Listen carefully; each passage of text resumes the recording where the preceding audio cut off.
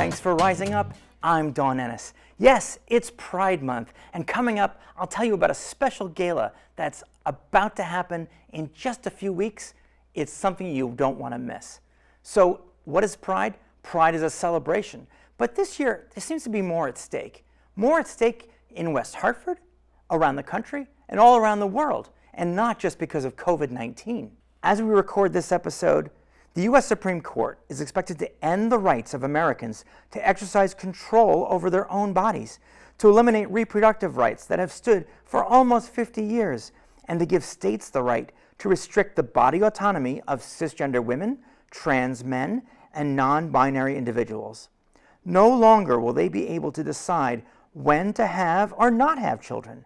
And there's even talk of new laws that will punish anyone who tries to have an abortion in a state like Connecticut, which still allows them, and will, even if Roe v. Wade is tossed out. With the end of that landmark decision, the question today is, what's next?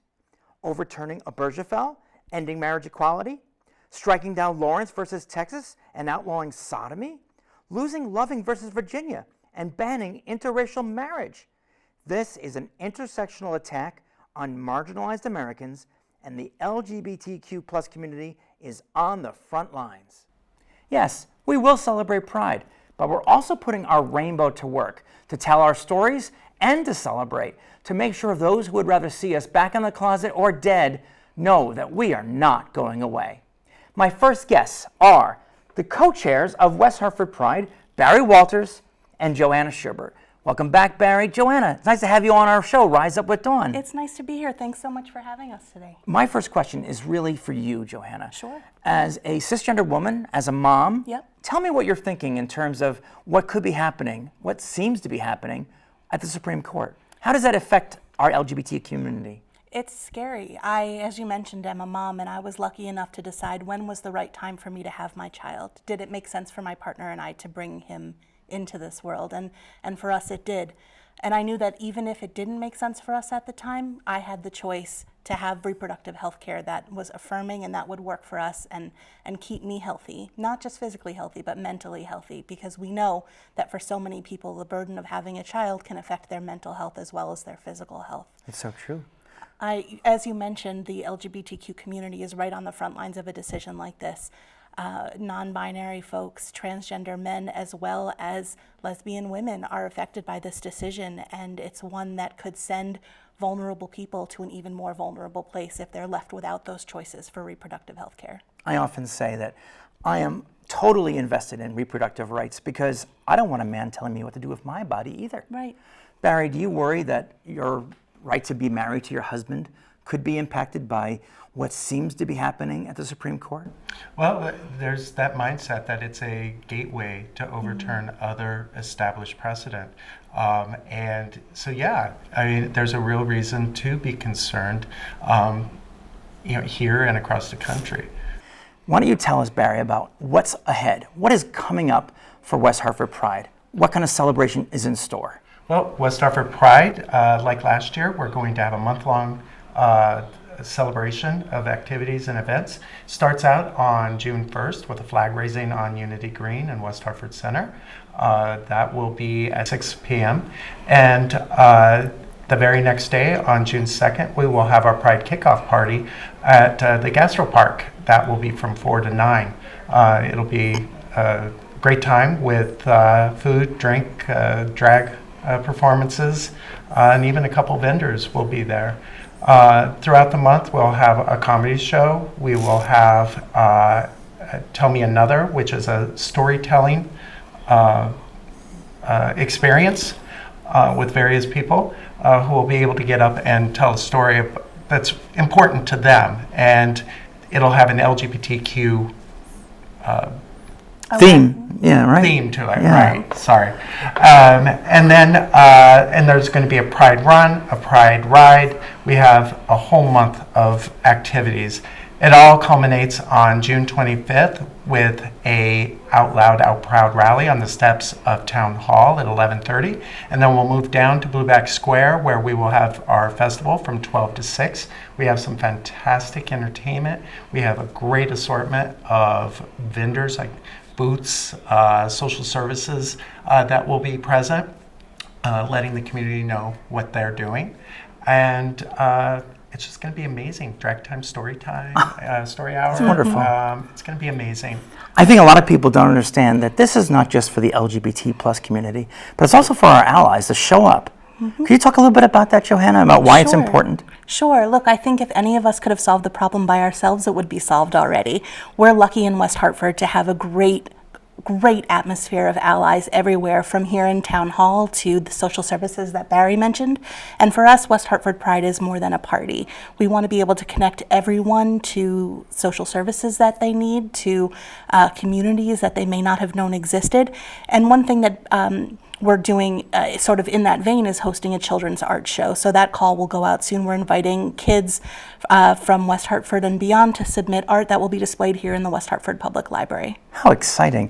I don't think a lot of our viewers understand this, but last year's event, the 2021 Celebration of Pride, was voted by the readers of the Hartford Courant the best festival of the year.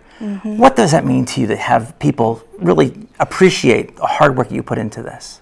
Well, it was an amazing feeling, particularly since it was our first in-person Pride. So, honestly, we were feeling our way through it a little bit, and to see it come to fruition and to see all of the smiling faces, the people dancing, just the diversity of people that were enjoying, from young to old, racial, everything was just such a great diverse crowd there. And this year, I think it's going to be even better. We're building upon that success to right the wrongs that we made and improve the good things that we did. So I will tell you that I think a lot of people are still concerned about COVID-19. Sure. We've come through the hills and valleys since last summer. What preparations are you making? What are your precautions in terms of letting people know about COVID-19 and West Hartford Pride? Unfortunately, we do see those numbers rising again, and we hope that they'll come back down in time for our Pride Festival, that we know that nothing's guaranteed. So we're watching the numbers closely. We're staying in touch with the town to make sure that we're aware of what their guidance is. And we're encouraging people to do what makes them feel the safest. If they want to come and stay masked, welcome. If they're not comfortable this year, there's a range, as Barry mentioned, of other activities during the month that they may feel more comfortable attending. They're smaller events, many of them are outside, and it'll give them a chance to celebrate along with us, and we'll see them at the festival next year. Barry, who are your sponsors, and are you still looking for sponsors? Absolutely. We are still accepting sponsors. We will right through the month of June and beyond. We even got one last year in November. So we are accepting sponsors. Our current sponsors are Gilead Sciences. Hartford Healthcare is one of our sponsors this year. And there's so many this year. Bearing Star Charitable Foundation, which is an insurance company. Berkshire Bank. Berkshire Bank is with us again. They came back from last year and are sponsoring us again this year. We literally have over a dozen sponsors so far. Yeah. So but we're always welcoming more because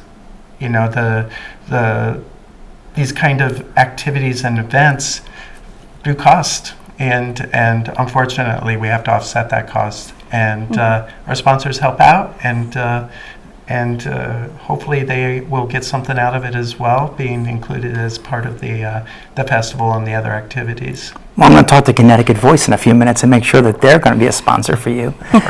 Talk to me about volunteers, because last year's event really rode on the backs of the volunteers who turn out.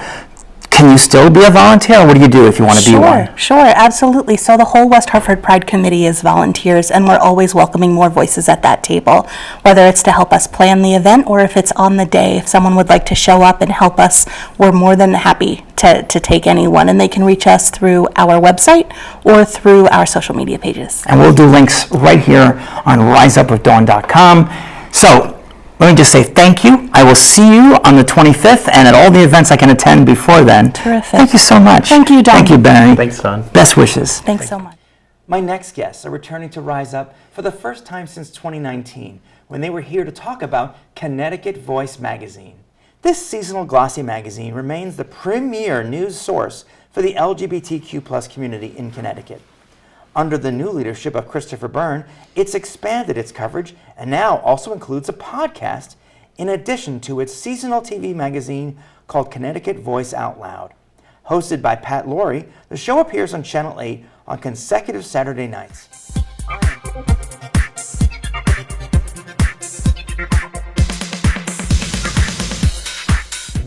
Welcome to Connecticut Voice Out Loud, the first show in Connecticut dedicated to the LGBTQ community. I'm Pat Lorre. Dawn Ennis has the story. Perhaps the most important person anyone LGBTQ can come out to is themselves. Fiona Mooring was married to a man and suddenly fell in love with a woman, her best friend. But it was such a mind-blowing experience, she felt that she needed to talk to herself in the mirror and say the words out loud. I am proud to be both an on-camera correspondent as well as one of the original contributors to the magazine, and I'm also a member of the editorial board.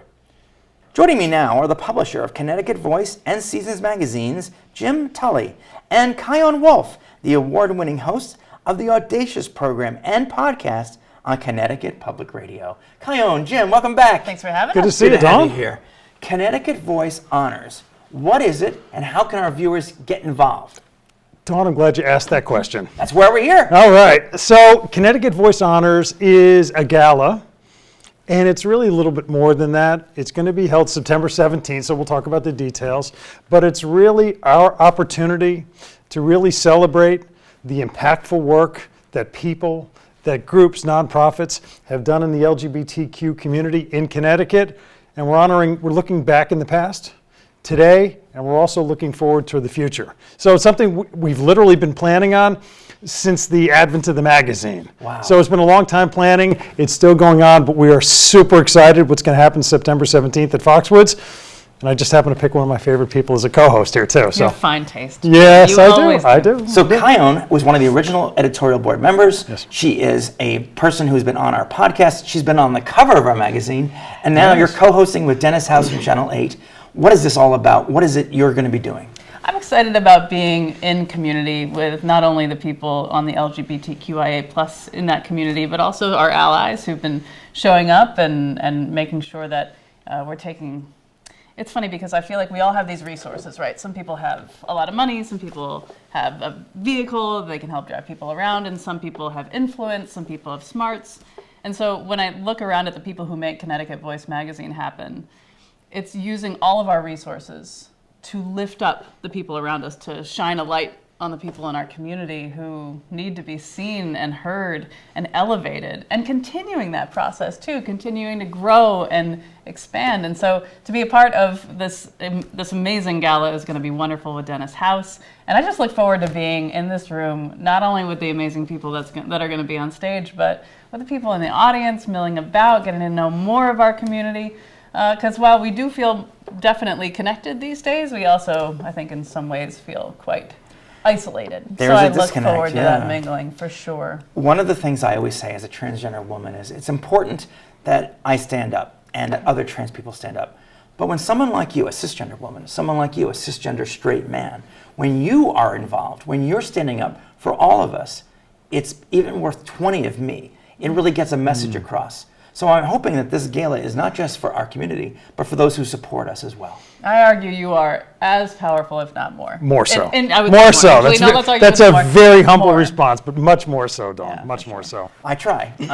Will this show be televised? Is it live? What is that? What's It is. Well, first of all, it's going to be live. It's going to be, we have world-class entertainment's going to be happening. Fantastic. So I'll drop a couple of names Please. if I could. Yeah, please. So we want a really great mix of different entertainers. So Julia Scotti is a comedian. Julia Scotti was was a finalist, but did really well on America's Got Talent. Oh, that's great.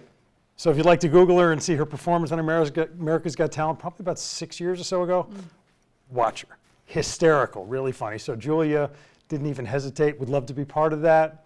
We have Varla Jean Merman, who is one of the top performers. Again, just watch a lot of the pieces on YouTube. I think you get a great feel for Varla Jean. Legend. Yes, absolutely. That's the word, legend. And then we also have what I'm terming right now Broadway All-Stars. Wow. So we have singers, top singers from Broadway, who are going to be coming down. They're going to be performing some Broadway songs. They're going to take a song from prom and sort of CT voice it a little bit and mix in some really cool lyrics. Sure. But it's really a night of celebration. It's going to be fun. We've got 12 different honorees that we're going to honor. So there are going to be awards presented. There are. And this is not somebody won something. That has nothing to do with it. These are people that we've gone through our board of advisors from certain categories that we came up with. These are the people we want to honor. We actually have one fun one that's out there right now. It's a People's Choice Award. Okay, cool. So we've sent it out on social media, and we want to hear who you're recommending that we should honor and why. And we've got flooded with people, impactful people, as Chion said, and we're still going through it. The voting ends August 1st, but the stories and the people are absolutely amazing. We'll make sure we put a link at Please. RiseUP with Dawn so people can get involved. And these honors are for community leaders, business leaders, people in politics. I don't want to give away any names because that's the whole point of going. Correct. That's our tease. That's our tease. But can you give me an idea of why you decided to do this? You said from the beginning you wanted to do this. Why would you want to have an award show? Because we think it's unique. It's a lot like the magazine. It's truly a celebration because it's a celebration of impactful folks in the past too. We want to recognize them. We have, I think we're calling it a legendary person that we want to honor. But we're also looking toward the future because youth is critical in what we do with the magazine, with the television show. So I'm not going to tell you who we're honoring. No spoilers. But it's somebody who has, a young lady who absolutely stepped up when there was no call for it, nobody asked, and she just took it upon herself. And the impact that she's had in a nice little community is phenomenal. One of the things I love about Connecticut Voice is it's a magazine that uses storytelling to rise up in this case, our community. And there it is, Rise Up. My association with you since the beginning has been to be your contributor. But I don't know if our viewers know, I know Jim because we used to sell candy together. Jim and his wife, who's sitting quietly off stage. My wife sold more candy than I did, frankly. you and Rachel sold a lot of One of candy. the reasons And we are- bagels and all that other fun stuff. Coincidentally, I just ran into the leader of the West Hartford Aquatics team. Did you really? Outside. He's now assistant chief of police here at West Hartford. He's a tough guy. Got promoted. So the West Hartford Aquatics team had your son and Yes. my son competing for best swimmer and all that stuff. And we were at the concession stand. And I think a little bird told you that maybe you should consider Dawn Ennis as a contributor to your magazine. Do you know, we didn't even have the magazine back then, Dawn. It was sort of in the back of my mind. But I never forgot. And the stories that my wife and you shared, and then I heard your story, did a little digging, and I never forgot. So my first call when I decided to move forward with the project was to form an advisory board. These are my first two calls here. And my first one was to Dawn because I remembered. So you never know what you find selling candy sometimes. You know, maybe that's the lesson. You never know. Tell me about Chion. Why did you choose Chion for co-host and also to be part of Connecticut Voice history? We're all interested here. I'm paying her a lot of money. A lot of money. A lot of money. That was I bet that's not true. In the form of love. In the Yeah. love. Oh, And okay. yes. praise The currency of publicly. love. a lot of it. The currency of love. It was. I think you've heard the term no-brainer. Yeah. It was a no-brainer. Chion and I have worked together in the past. I not only have a deep admiration and respect, we have a friendship. So that literally was my first text. I said, "Hey, Chion, I'm doing it." I don't even know if I finished the text. I'm in. And that's one of the great things about Chion is that she knows when I call or I ask her for something, it's almost, "Jim, I'm in," and vice versa. So that's what a friendship is about. I explained the gala and the idea of it after the fact, and she goes, "Great." And I said, "Your partner's going to be Dennis House from Everyone Teenage." knows. Yeah. What a great guy. Dennis took all of 3 seconds to say, "Jim, I'm in." He's a West Hartford resident. He's a local He is. guy. His kids in our schools, I love him. He's fantastic. So he loved, and I said, "You're going to be working with Chion Wolf?" He goes, "I love Chion." And I said, "It's a great mix." So that's about as good as it gets as far as I'm concerned. I agree, and I want to jump in and say that one of my favorite characteristics of Jim that I recognized right away since we started working together is his sense of playfulness. And that it's just consistent throughout your existence. And I think we could all use a little more playfulness, so thank you for that. You're welcome. You have to have a little bit of sense of humor and a little bit of fun, smile. You know, we don't have enough smiles these days, and I think it's important. So I will inject a sense of humor and some levity, and we get that. But there's also a very serious tone. Yeah. And we're trying to maybe dip our toes in both parts of water on the night of September 17th, where there's going to be a very serious tone to what we're doing, who we're honoring, why they're there. We're going to do a short video piece on each one of the people that we're going to be honoring. It's going to be very cool, very professional. But again, with Julia Scotti and all that, we want to make people smile and have fun. And if our goal when people leave Foxwoods that night is say, God, we learned a few things. And boy, that was a lot of fun. Much fun. Mission accomplished. And that's what we're going to do, trust me. Hopefully how you feel at the end of your life, too. I hope learned so. so much, I grew so much, and I had so much fun. Chion, tell me about this Gracie Award you won. I'd love to hear more about that. I could talk about that all day. It's actually my second Gracie Award, and my show, Audacious, isn't even 2 years old. Wow. Last year I won a Gracie. It's presented by the Alliance for Women in Media. It's named after the great comedian and actress Gracie Allen, and the show I won for last year was for two women who had double mastectomies. One opted out of reconstruction, one opted in. I interviewed them shortly before, shortly after their surgeries, and then a year later. And I staggered their stories so you could see how they both related with their decisions. So that was my first Gracie Award, and then this most recent Gracie Award brings me so much joy. It's featuring women who regretted becoming parents. And I don't mean are struggling being parents. That's almost every parent, I understand.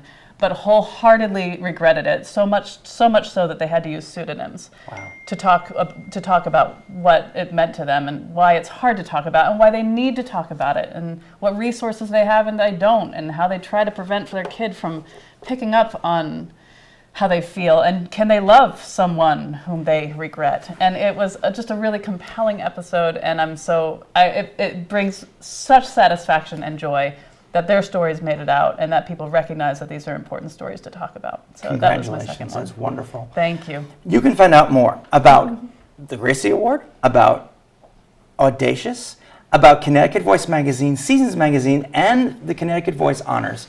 Plus, a little award that this show won thanks to you, our viewers, and a GLAAD award that I was recently bestowed upon. So it's all at riseupwithdawn.com. Thank you for rising up. I'm Dawn Ennis. Cheers. Cheers.